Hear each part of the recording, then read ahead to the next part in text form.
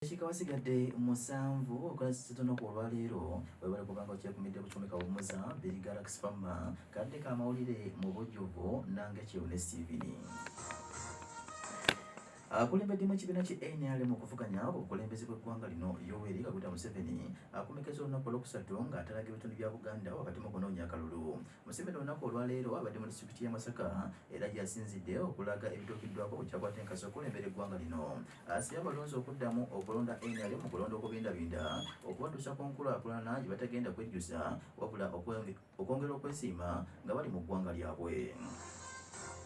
Ebyetaago by'abantu basobola kubitunulako kubanga amaaso bali bagatadde ku mawanga, ku ddiini n'okunyooma abakazi. Ekyokubiri, amaaso bw'ogateeka ku mawanga n'amaddiini oba tokyasobola kufuga nsi oba weekubye endomo oba weetuze. Kulwaki? Kubanga tosobola kufuna majority. Bwe tugenda mu kalulu tosobola kufuna majority. Kulwaki? Kubanga wano mu Uganda tewaliwo ddiini eweza abantu 40 ku buli 100. Teriiwo. Tewali ggwanga eriweza abantu 17 ku buli 100. N'olwekyo bw'okwata ekkubo eri amawanga n'amaddiini ebyokufuga ensi obyerabire. Era bwekyali 62 abajulizi bali wano 62 bwe twagenda mu kalulu aka April, omusajja omukiga eyali Minister of Health 87 yajja n'ategeeza nti wano mu Uganda tulina ekizibu. Nti kizibu ki? Nti buli mwaka tufiirwa abaana 9,600 bafa ku lw'endwadde 6 ate ezisobola okugemebwa. Endwadde zo 6, polio zaali 6 obudde obwo. Ngamba nti bwe kitubu ki kati tukole tutya nti tugeme abaana.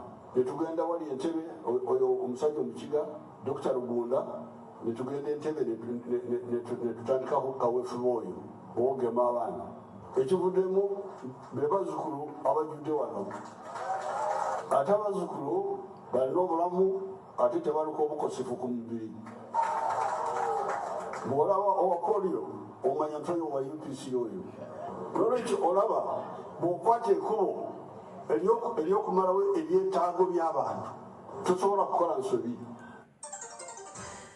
Ate Edward Kiwanuka Sekandi nga yamyuka omukulembeze w'eggwanga lino awandagidde mukama we Mukulu Museveni okukola ku nsonga z'ebyetaaga mu byenkulaakulana. Sekandi alambuludde bannamasaka bye basinga okwetaaga mu kiseera kino.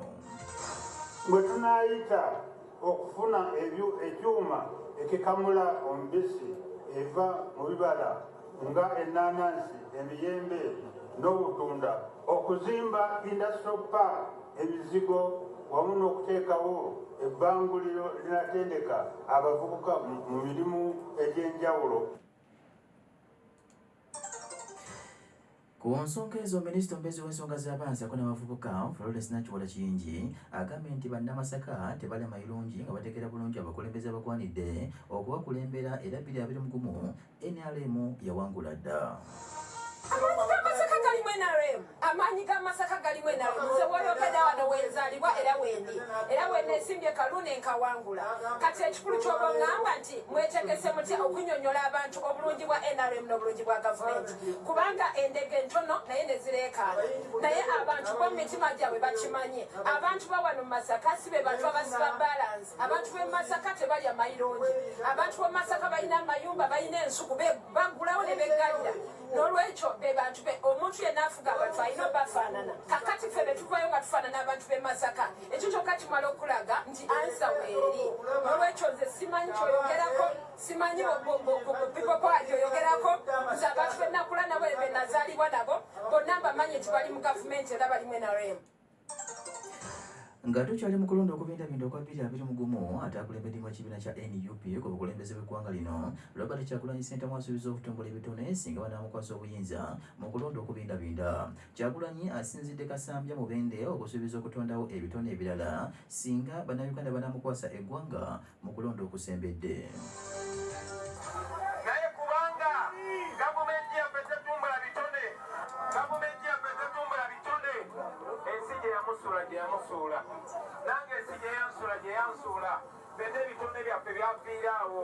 Nze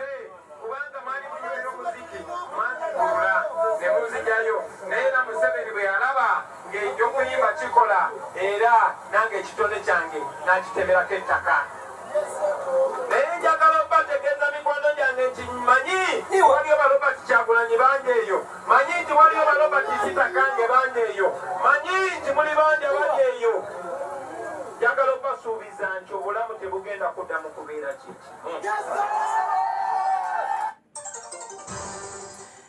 nga tukyali ku nsonga z'okulonda okw'ebendabindi okwa 2021 John Katumba yesimbyewo nga independent ku bukulembeze bw'eggwanga lino asimattuse okukwatibwa poliisi mu disitulikiti Fort Portal kyokka kkooti ye gy'abadde ayambadde nga yenna nekandekanya anyumye Katumba asigadde akukuluma olwa kkooti ye okuyuzibwa poliisi yazibye n'abasirikale abakuuma Katumba era wakati mu kulwanagana Katumba asobodde okusimatuka n'adduka poliisi bategezaako okutangira Katumba okuyita mu kibuga Fort Portal okweyongera gy'abadde agenda okukopa kampeyini ze wabula Katumba agamba nti akooye ekitongole kya poliisi okweyongera okumutuntuza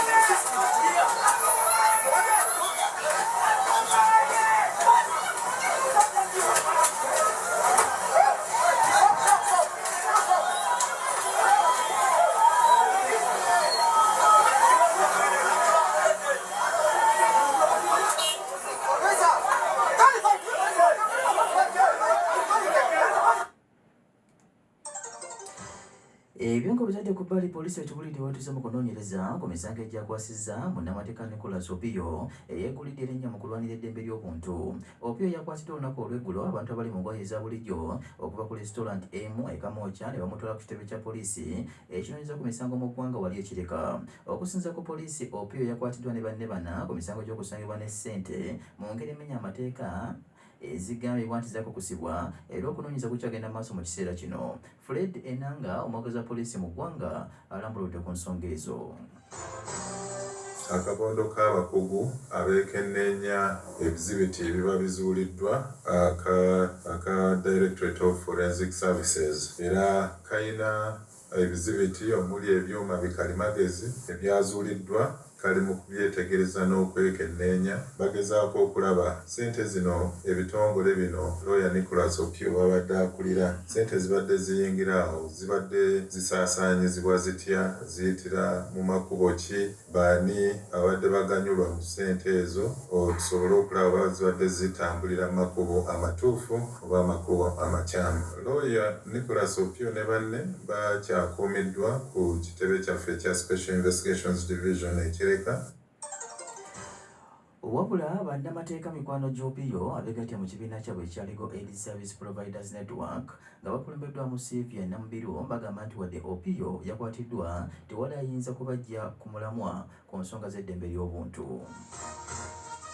Twongera okwogera ng'abalwanyizi b'eddembe nti tewaliiwo ngeri yonna yonna egenda kuleeta kutiisibwa newandibadde nga batukutte newandibadde nga batadde emabega w'emitayimbwa tetugenda kulekeraawo okulwanirira ddembe ly'obuntu n'okulaba nga bannayuganda bafuna okwetwala mu ngeri ey'obuntu bulamu. Tukimanyiko nti kino ekyokukwata Nicholas byebimu ku bigendererwa okulaba nti abalwanyizi b'eddembe batisibwatisibwa. Ebyongo bitadde ku bbali kyaddaaki poliisi esobodde okuzuula omulambo gw'omwana ali mu gy'obukulu 16 eyesse olwa poliisi okusiba muganzi we ku kyalo kya Katagwa mu ggombolola y'e Kabira mu disitulikiti y'Ekyotera. Omwana abadde mulavu n'omusajja ali mu gy'obukulu 25 ng'avuga boodabooda okumala emyezi gisukka mu 4. Okusinziira ku batuuze abazadde basobodde okusuula enkesi okuzuula omusajja okumusiba okutaasa omwana okutta mu kwerigomba ng'akyali ku myaka emito. Wabula omusajja ono akawungeezi k'olunaku olw'Emmande yasangiddwa ng'ali mu nsiko n'omwana Tumukunde Gloria bali mu kusinda mukwano kyokka omusajja olwakwatiddwa ku misango gy'okusulira ku mwana omuto omwana yatabukidde abazadde. Wakati mu kuwansiganya ebigambo omwana Gloria yasuubiza okukolawo akatiisa singa bagana okuyimbula muganzi we era amangu ddala yatambudde mpolampola ne yeesuula muwala gwa Kyakatagwa. Wabula ssente w'ekyalo Stefania Nasaka agambye nti basobodde okweyambisa balubbira okuzuula omulambo era gutwaliddwa mu ggwanika ly'eddwaliro ekkulu e Kalisizo okwongera okwekebejjebwa. Twasinga bano balubbira ab'okukyalo waliwo abaani bali gwali tegwagenze wala nnyo naye nga binaye gwabagamisi twabadde ne saiti kawuumukatyanga yabaddewo enteekateeka zonna nga tugenda mu maaso ezikukutyayo omulambo nga afuna ne sitatimenti awo ku bazadde b'omwana naye ku bantu abamu ab'omu kitundu era yagenze nabo omulambo nga gutwalibwa eddwaliro ekaliisizo webamala baguwa ab'enganda zebagende bagukiika. Ku nsonga eyo atomera poliisi mu bitundu by'ekyotera Judith Akero agambye nti wadde omulambo guzuuliddwa okunoonyereza ku kyavuddeko omwana okuttibwa oba okwetta kukyagenda mu maaso mu kiseera kino. Mu ngeri mwalabudde abaana ssaako n'abazadde okuteekawo embeera ey'okwogerezeganya okusinga ate abazadde okweyambisa obusungu ssaako n'abaana okusalawo mu ngeri eyinza okwewalika. Uganda Decides 2021 Mukagwira War, brought to you by the Netherlands Institute of Multi-Party Democracy, NIMD, the Secretariat of Inter-Party Dialogue, IPOD, in partnership with Galaxy FM. Mu ggwanga Uganda tekukyawula mwezi bannansi okukira obubokisi okulonda omukulembeze agenda okuddawo okulembera eggwanga lino oba mukulu Museveni okuddako ssaako n'okulonda abakiise ba Parliament wamu n'abakiise ku disitulikiti mu ggwanga lyonna nga 14 January 2021 naye kutegeeza nti kano si ke kaseera kolina okuba nga weeyambisa ate okulumbagana munno okumutuusaako obuvune oba obulabe olw'okuba nti mulina obutakkaanya ku muntu ani gwena okuba nga owagira. Nkutegeeza nti okuwagira omuntu gw'olina okuwagira kuba kusalawo kwa muntu. Kitegeeza ti singa mukwano gwo oba omuntu gw'obeera naye okumpi abanga mukyusaganye nga timukkiriziganya ku muntu omu okuwagira weeyambisa ebigambo ebirungi okumusikiriza okuba nga akwegattako. Kye twetaaga nti oluvannyuma lw'okulonda eggwanga lyonna ligenda kusigalawo naye ng'omuntu ogenda kusigalawo naye olina osigalawo nga omuntu munno akuliraanye talina buvune bw'omutuusizzaako ate kubanga omwetaaga okulonda kuweddewo.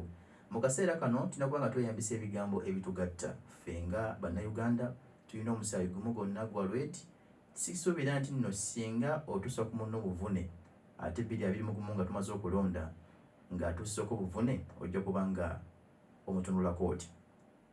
Twegatte mu kulonda okusembedde okwa 2021 ku lw'eggwanga lyaffe ku lw'obulungi bwaffe n'okutumbula emirembe mu ggwanga Uganda. Uganda Decides 2021